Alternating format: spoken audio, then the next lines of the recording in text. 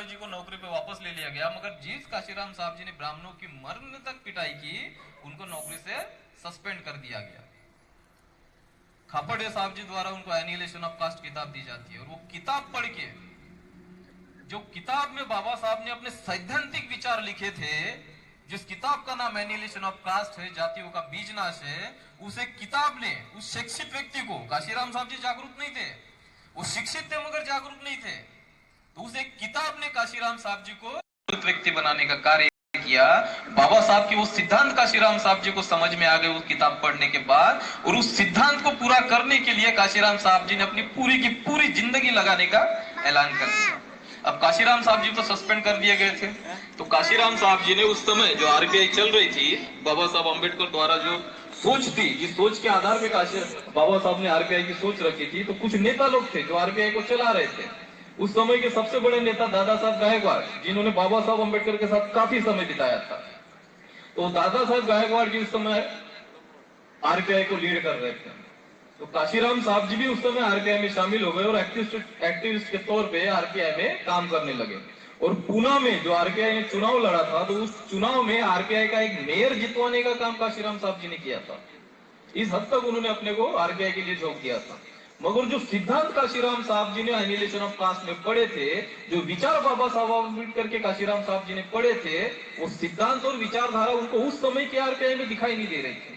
तो उन्होंने गायकवाड़ जी को समझाने की कोशिश की कि बाबा साहब की जो विचारधारा है, जो सिद्धांत है, उस सिद्धांत के आधार पे हमें कार्य करना होगा। तो उस समय जो लीड करने वाले दादा साहब गायकवाड़ थे, उन्होंने कहा कि काशीराम, तुम्हें राजनीति समझ में नहीं आती, तुम अभी इसमें छोटे हो। काशीराम साहब जी को उसमें निराशा मिली, क्योंकि जिन सिद्धांतों को लेकर काशीराम साहब जी अपनी जिंदगी दांव पे लगाने का मकसद बना लिया था, वो काशीराम साहब जी को आरपीआई में दिखाई नहीं दे रहा था। देखो, साथ में रहने से सिद्धांत समझ में आए, जरूरी नहीं। दादा साहब गायकवाड़ ने डॉक्टर बाबा साहब अम्बेडकर के साथ काफी समय बिताया, मगर उनको समझ में नहीं आ रहा था कि बाबा साहब का आंदोलन क्या है।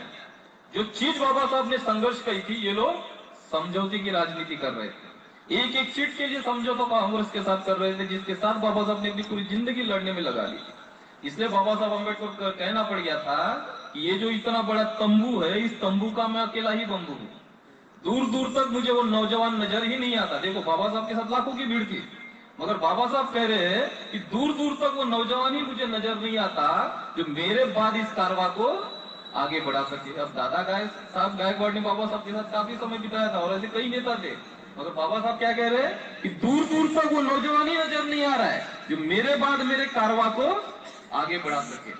आरपीआई के लोगों ने, जो बाबा साहब के सिद्धांत और विचारधारा थी, उससे समझौता करके अपना आरपीआई का संगठन चला रहे थे। तो काशीराम साहब जी को समझ में आ गया कि जिस चीज में सुधार नहीं किया जा सकता, उसको छोड़ने में ही समझदारी है। तो काशीराम साहब जी ने आरपीआई को छोड़ दिया और एक नया संगठन बनेगा ऐलान किया, मगर उसके पहले उन्होंने काफी चिंतन किया। जो उस समय की वर्तमान परिस्थिति चल रही थी, उसके काफी उन्होंने मंथन किया। 72 को उन्होंने मंथन किया कि अभी हमें सिर्फ शेड्यूल कास्ट के लोगों को या एक जाति के लोगों को, जिस व्यवस्था को बदलने की बात बाबा साहब अम्बेडकर ने हमारे सामने रखी, वो पूरी नहीं कर सकते। तो उन्होंने एक ब्रॉडबैस संगठन बनाने का सोचा कि जिसमें जितने भी पीड़ित लोग हैं, जितने भी इस सिस्टम से दुखी लोग हैं, उन सभी को साथ में लेकर जब तक हम कार्य नहीं करेंगे, इस सिस्टम को हम नहीं बदल सकते। इसलिए काशीराम साहब जी ने बामसेफ की नींव 6 दिसंबर 1973 को लिखी। सभी बैकवर्ड लोगों को साथ में लेना होगा और सभी धर्म परिवर्तित लोगों को साथ में लेके कार्य करना होगा, तभी हम इस सिस्टम को खत्म कर सकते हैं। न्यू उन्होंने 73 में रखी, मगर बामसेफ को जन्म उन्होंने 1978 में दिया। 1978 में जब बामसेफ बनाई गई, तो सीधा सीधा सिद्धांत हमको समझाया गया कि बामसेफ जो है क्या करेगी, तो 85% बहुजन समाज को संगठित करेगी 15 के खिलाफ लड़ने के लिए।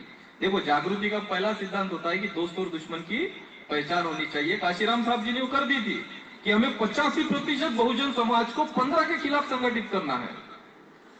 और उन्होंने क्या किया, देखो, बाबा साहब की लाइन थी कि मुझे पढ़े लिखे लोगों ने धोखा दिया। तो काशीराम साहब जी, खापर्डे जी, दीना बाना जी ने सबसे पहले ये सोचा कि जिन पढ़े लिखे लोगों ने उस आंदोलन की वजह से फायदा उठाया है, उन्हीं लोगों ने धोखा किया। तो सबसे पहले इस पढ़े लिखे लोगों को कैडराइज करना होगा, और बामसेफ के माध्यम से ऑल इंडिया में कैडर लगाए गए और शिक्षित लोगों को प्रशिक्षित किया गया पे बैक टू दी सोसाइटी के लिए। मगर सिर्फ शिक्षित लोगों से आंदोलन पूरा होने वाला नहीं था। सिर्फ शिक्षित लोगों को जो आंदोलन बाबा साहब चाहते थे, जो मकसद पूरा करना चाहते थे, वो होने वाला नहीं था। इसलिए बामसेप के बाद फिर 1981 में मार्क्स मूवमेंट को तैयार करने के लिए, रास्ते पे उतर के संघर्ष करने के लिए DS4 का निर्माण किया गया। जब DS4 का निर्माण किया गया तब भी जागृति का पहला सिद्धांत समझाया गया कि किन के खिलाफ लड़ना है। तो DS4 के माध्यम से नारा दिया गया, ठाकुर ब्राह्मण बनिया छोड़, बाकी सब DS4। उस समय भी जागृति का सिद्धांत काशीराम साहब जी ने हमको समझाया। जिनके हाथों में सामाजिक सत्ता होती है, लोकतंत्र में ध्यान रखना, लोकतंत्र में जिनके हाथों में सामाजिक सत्ता होती है उन्हीं के हाथों में राजनीतिक सत्ता आती है। 72 से लेके जो आंदोलन स्टार्ट किया गया था, 1984 तक सामाजिक सत्ता को काशीराम साहब जी ने अपने हाथ में लिया। फिर 84 के बाद काशीराम साहब जी को लगा कि अभी राजनीतिक शुरुआत भी करनी चाहिए। तो 84 में उन्होंने BSP बनाने का निर्णय बनाया और बहुजन समाज पार्टी 14 अप्रैल 1984 में उन्होंने बनाई। और उन्होंने नारा दिया कि देखो, इस ब्राह्मणिकल सिस्टम को अगर खत्म करना है तो केंद्र में जो सत्ता है ब्राह्मणों की, वो कभी भी मजबूत सत्ता नहीं होनी चाहिए। काशीराम साहब जी ने ये सिद्धांत समझाया, इस सिस्टम को अगर आपको बदलना है तो सेंटर में जो ब्राह्मणों की सत्ता है वो सत्ता मजबूत नहीं होनी चाहिए, बल्कि मजबूर सत्ता होनी चाहिए।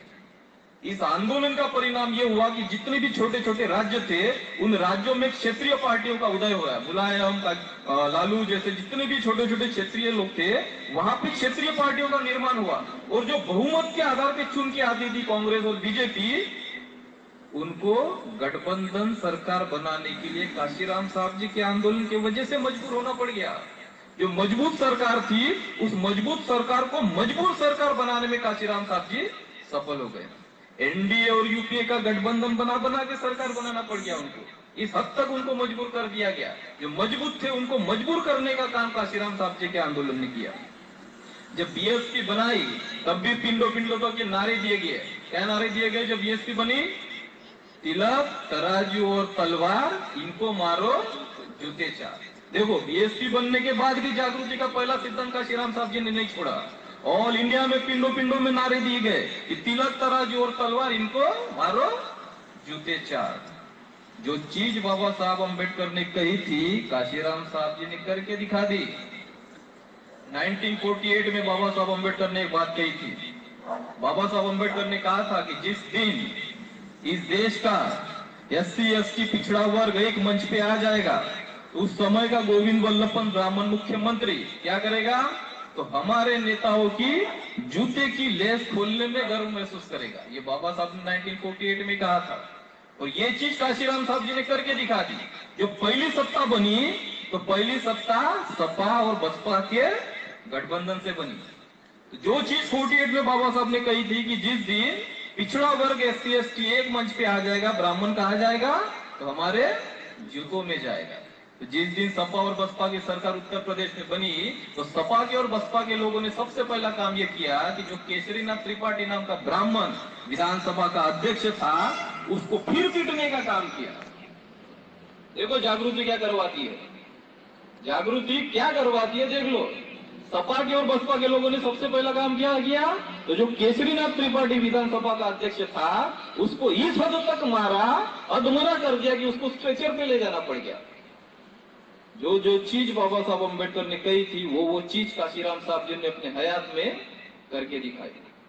मगर जो सपा और बसपा का गठबंधन बना और जो ब्राह्मण को पीटा गया, तो ब्राह्मण डर गया कि जो चीज काशीराम साहब जी ने यूपी में की, अगर वही चीज ऑल इंडिया में हो गई, तो ऑल इंडिया के SC ST OBC और पिछड़ा लोग जो है, वो ब्राह्मणों को दौड़ा दौड़ा कर पीटेंगे। इसलिए ब्राह्मण डर गया और एक बहुत बड़े षड्यंत्र के तहत सपा और बसपा का गठबंधन तोड़ा गया। ये हिस्ट्री अलग है, ये हिस्ट्री कभी और कैडर में बताए जाएंगे, क्योंकि ये हिस्ट्री ही खतरनाक है कि किस हद तक ब्राह्मणों ने षड्यंत्र किया। और जो गठबंधन सपा बसपा का बना था, जो विचार बाबा साहब के थे, जो काशीराम साहब जी ने करके दिखाए थे, उस किस प्लानिंग के तहत तोड़ा गया। और तोड़ने का काम भी काशीराम साहब जी के साथ के लोगों ने ही किया।